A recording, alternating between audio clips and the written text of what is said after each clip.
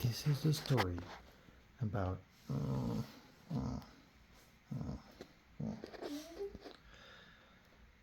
It was a night like many others. Alex and his dad. Pequeñín, if you're not gonna sleep, I can't be telling you a story now. You have to try to imagine my story, okay? Alex and his dad decided to go camping, but this time they ventured far, far into the mountain. They arrived late in the afternoon, set up the tent, made a fire, and cooked some hot dogs in the fire. It was a beautiful night. Not a cloud in the sky, lots of stars and crickets. Alex Dad told Alex a story, and then they both went to sleep in the tent. It was an awesome night. Not too cold, not too hot. But the next night wouldn't be as normal as the first one. The next day, they woke up. They made some hot chocolate, opened up a bag of cookies, had breakfast, and went for a ride in the mountains. Not a ride, a hike. It was but a couple of hours into their hike when Alex found something very strange. Hey, Dad, come here, he said.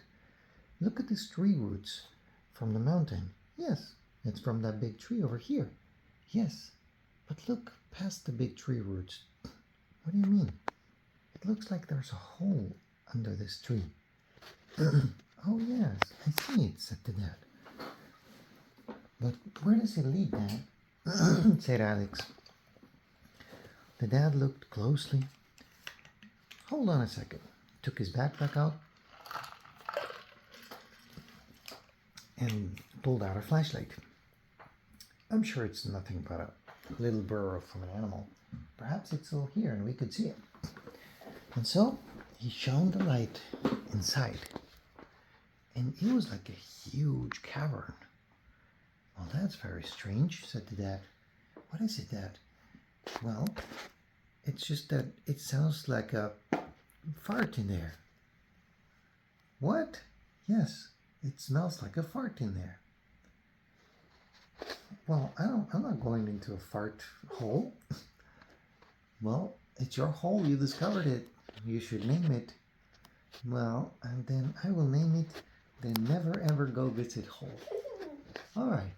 So it'll be the Never Ever Go Visit Hole. And they kept going through the hike. And after a couple of hours, it was starting to get late and they were hungry. And so they decided to head back home. But before they knew it, they found another tree that looked very similar to the first one. Huh, what do you know? Look at this, Dad. There's another tree just like the other one. Hey, do you think this one will smell like farts too? I don't know, let's find out. And so the dad shone his flashlight, and there was also a huge hole. But this one didn't smell like farts. So they decided to explore. Alex took one of his wire saws from his backpack and started cutting a few of the roots. The dad took a small shovel that he had to collect mushrooms and started digging the hole a little bigger so they could fit. And then they tied a rope that they were carrying to the tree above and rappelled down. It was much bigger from the inside than it looked outside. Quite interesting. But as they were exploring, suddenly the tree started moving and rocks started coming from the entrance. And the whole thing got blocked. They were trapped. This was a very difficult situation. The dad lit the flashlight on, started seeing, and there were two caverns. The dad said, all right, we can't get out of here through this place. Let's see if we can find the exit. Let's go this way, said the dad. Wait, said Alex. What is it? Said the dad. It's just that you're standing right there, and I'm standing here, and I can smell your perfume. which means that there's air flowing in the direction from where you're standing to where I'm standing. Otherwise, I wouldn't be able to smell it. So the wind is coming from where you are. We should go that way. Because if there's wind coming from there, it means there's probably wind coming inside of the cavern through there. You're very smart, said the dad to Alex. Let's follow that path. And they started going down the path. But it was going down and down, lower and lower, until finally they stopped seeing dirt and it was all rock. And they even saw something that looked like train tracks. We're in an old mine, said Alex. Wow, that's interesting. That's why it caved. Okay, but now which way? It's easy. If we follow the tracks, it has to lead us away because the tracks are made to carry things from the mine to the outside. You're absolutely right, said the dad. And so they did that, but in some places the tracks would go over huge holes that were as deep as a skyscraper, and they could barely hold on to the tracks for dear life so they wouldn't fall. Other places were a little flooded and they had to swim. In other places, the tracks were covered by rock that had fallen. But, alas, they finally made it to a chamber, and they realized that they were completely and utterly lost. That night, like I said earlier, was different from the other night.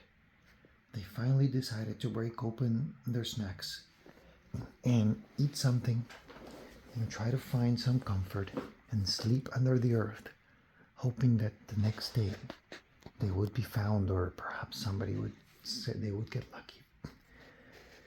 But the next day came. Everything was still dark. Not a sound being heard except for the flowing and dripping of water not far away. The dad was very scared, but he didn't want to show it. But Alex, instead, was sitting deep in thought, when suddenly a very unusual question. Ew, Dad, did you just fart? And the dad was like, no, I didn't. No. Ew, Dad, it's just you and me. There's nobody else here.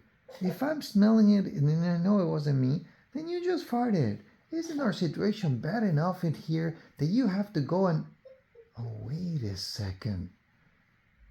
If it wasn't me and it wasn't you, then it's that hole. Remember that first hole that we passed? Yes, what about it, said the dad. It smelled like one of your farts. That means that hole is in that direction because that's where the wind is coming. That's where I can smell the fart. Let's go. And they started running and running and running. The dad could barely keep up with Alex when finally they saw a little bit of light. Here, grab my wire saw. We're gonna get one edge each.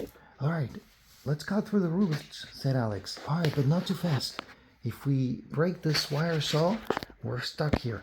But if it takes us a little longer to cut it, we're still getting out. So we're gonna do it very carefully. We do not want to damage this saw. It's our only ticket out. You're right, said Alex.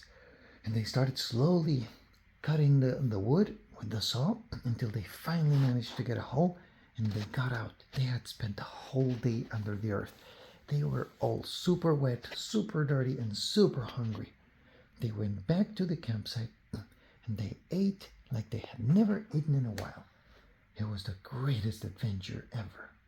Oh, and one of the sounds that they heard under the earth was like this. Guess what it was? What? It was Alex snoring. But the dad didn't want to wake him up. And that's the story about... Good night, pequeñita. The story. Oh, the end.